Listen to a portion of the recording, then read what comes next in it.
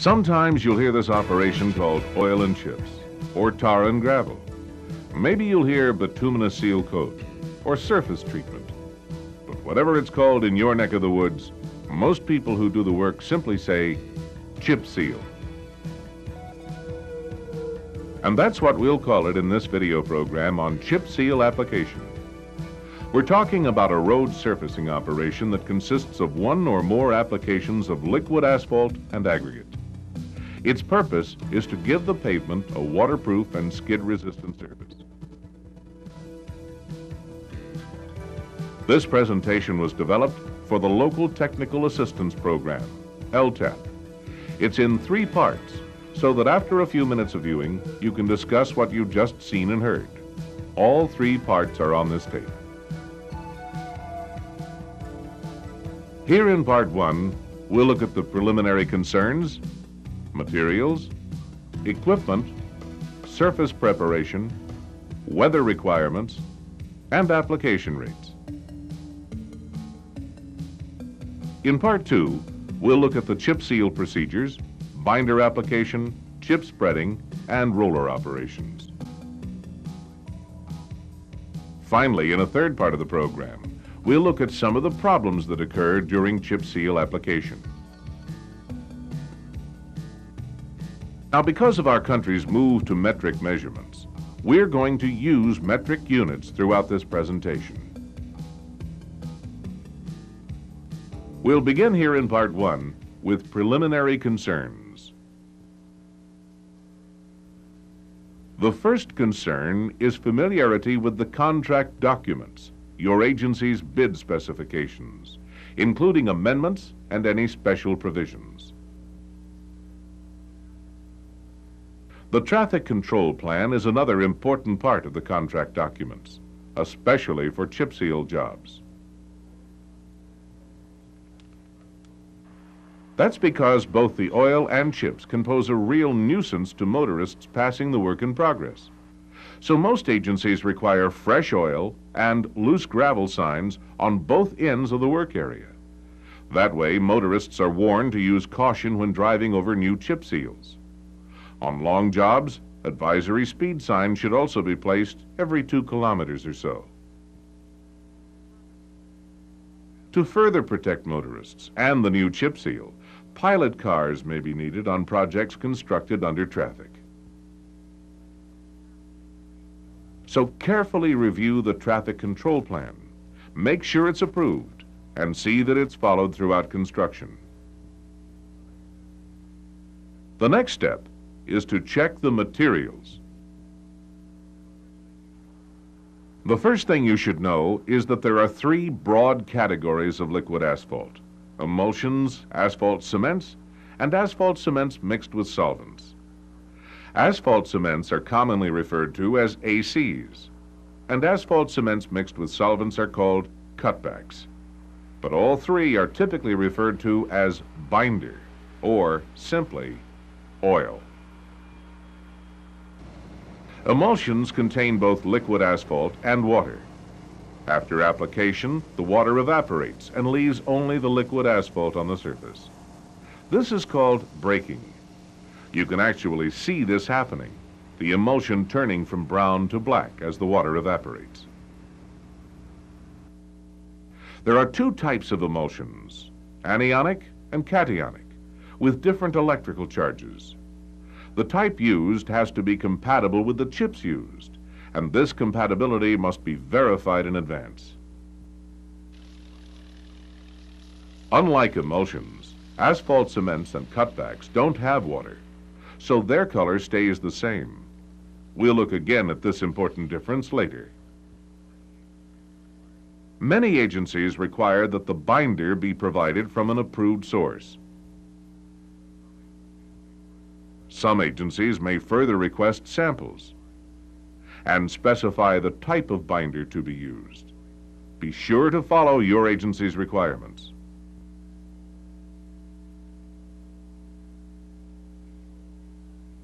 Be sure the chips to be used meet your agency's specs. The size and type of aggregate depends on the number of applications to be made and the type of binder to be used. The aggregate may be gravel, crushed stone, or slag. Individual particles should be cube-shaped and as nearly of one size as possible. Graded aggregate should not be used because the smaller material would immerse completely in the binder. It's important for the aggregate to be clean. If it's coated with dust or contains clay or silt, it won't bond properly with the asphalt. Before work begins, make sure that all the chips needed for the job are stockpiled or that they're readily available. If an emulsion is specified, see that the chips are in a surface damp condition. That will keep them from absorbing water from the emulsion. Before use, they should be watered down and then allowed to drain, so that they're moist but not dripping wet when spread. Now let's go over the equipment. On chip seal projects, the first and last piece of equipment on the job is the power broom. Before chip sealing, the surface has to be cleaned to receive the oil application, so dust, sand, stones, and debris need to be swept off as thoroughly as possible.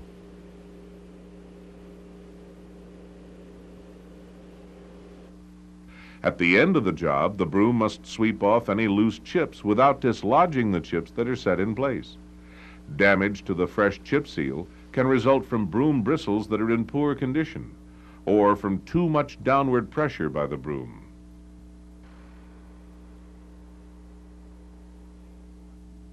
So see that the bristles are long, like this. Stubby ones would more likely dislodge chips from the surface. And be sure that the broom can float. Self-adjust vertically. If it's rigid, there's sure to be too much downward pressure. Now let's consider the distributor. The distributor's function is to apply an even coverage of binder at the proper pressure and rate.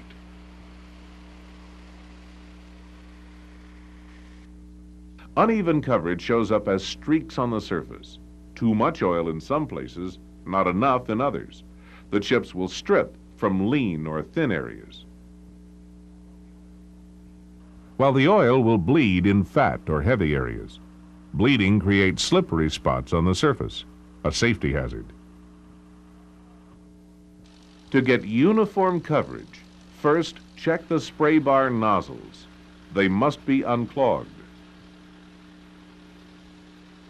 and uniformly angled, usually 15 to 30 degrees in relation to the spray bar. If the nozzles aren't angled properly, the spray fans will hit each other and produce an uneven coverage. It's a good idea to check the spray both before the actual application and soon after startup, so that any problems can be corrected before the operation moves too far. Spray bar height also affects proper coverage. By adjusting both the bar height and the nozzles, different spray patterns can be made as shown here. Usually a double or triple lap is used for seal coats.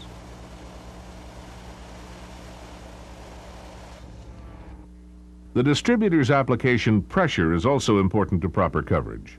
The pressure must be correct and constant. For emulsions, a pressure that is too high, above 206 kilopascals, will cause the emulsion to break on contact with the surface.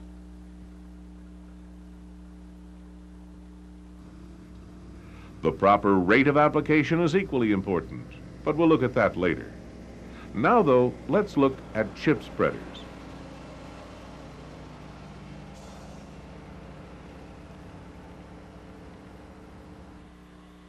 Three basic types of spreaders place aggregate for chip seals. Two kinds of truck-mounted spreaders and a self-propelled spreader. Whichever kind is used, it must be calibrated and adjusted before the chip sealing begins. Be sure to follow the manufacturer's instructions for correct setup.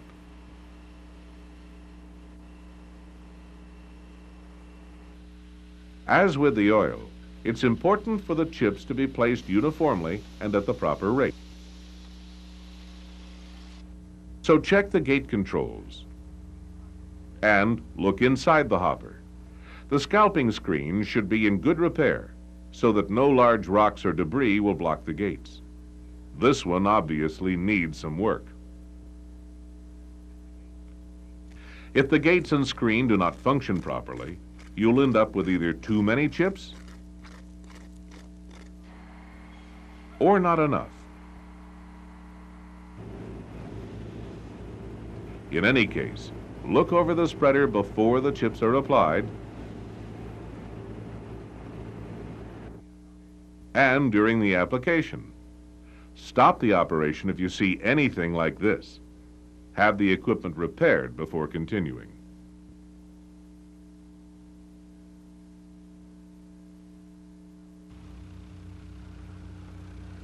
Now let's talk about the rollers. Their purpose is to seat the aggregate firmly in the binder. Smooth tread pneumatic tired rollers are recommended because their flexible tires work the chips into position and embed them in the oil, producing a tight-knit surface. Tire pressures for rubber-tired rollers must comply with the manufacturer's specs. Most important, tire pressure must be uniform from tire to tire. Steel-wheeled rollers may be used to roll chip seals too. However, the drums sometimes crush the aggregate and bridge over low areas of the surface, so generally they're not recommended. As for the number of rollers, 2 or more are ideal. Your agency, however, may be limited on equipment, so the actual number will vary. There's one more thing to look for on all the equipment: leaks. Spot check from time to time to see that there are no oil or fuel leaks. Both would contaminate the new surface.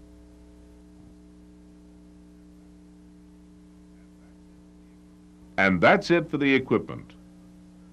Now let's look at surface preparation. That surface may be an aggregate base, a previous surface treatment, or a plant mix course.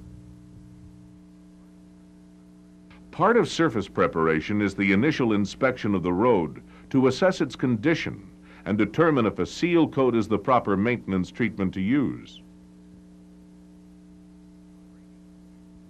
Drainage conditions should be part of this initial inspection.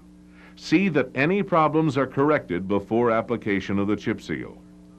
Chip seals are not recommended for treating potholes, rutting, bleeding, corrugations, or severe or extensive cracks. Even when such problems are isolated, they must be repaired before chip sealing. Otherwise, they'll just reappear on the new surface. On the other hand, chip seals are effective in treating pavements that are raveling and are oxidized and weathered. In all cases, you need to be sure that the existing surface is completely clean before the chip seal is applied. Hardened mud and other foreign matter may not be removable by brooming alone. Washing or other cleaning methods may be needed. Next, let's look at weather requirements. The temperature is always an important consideration. Most agencies require both the air and pavement temperatures to be at least 15 degrees Celsius and rising. Check your agency's specs for the exact requirements. Keep in mind that this applies to the coolest temperature on the project. If part of the roadway is shaded, check the temperature in the shade.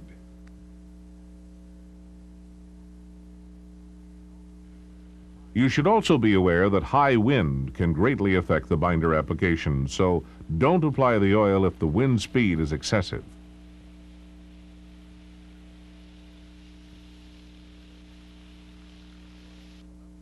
Of course, nothing causes more problems than moisture, so the operation should not begin at all if rain is likely. Finally, you'll have to determine the application rates for the oil and chips. Many agencies use a table like this. that lists the rates for both the liquid asphalt and the aggregate.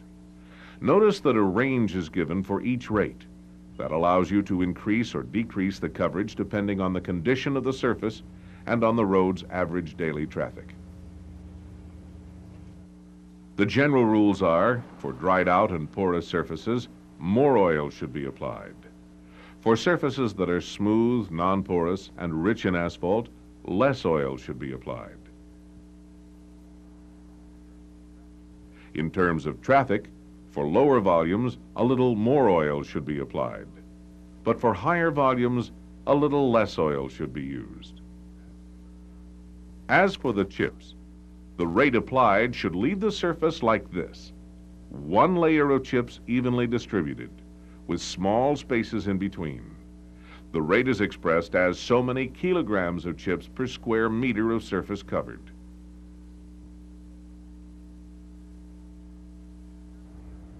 To determine the application rate for the oil, you first need to know the percentage of residual asphalt content of the liquid asphalt being used. The standard for an emulsion is 63%. Dividing the chip application rate by this percentage gives you the oil application rate in liters per square meter. For further information on determining chip seal application rates, contact your state's Technology Transfer Center. In Part 2, we'll show you how to check application rates as part of the overall chip seal operation.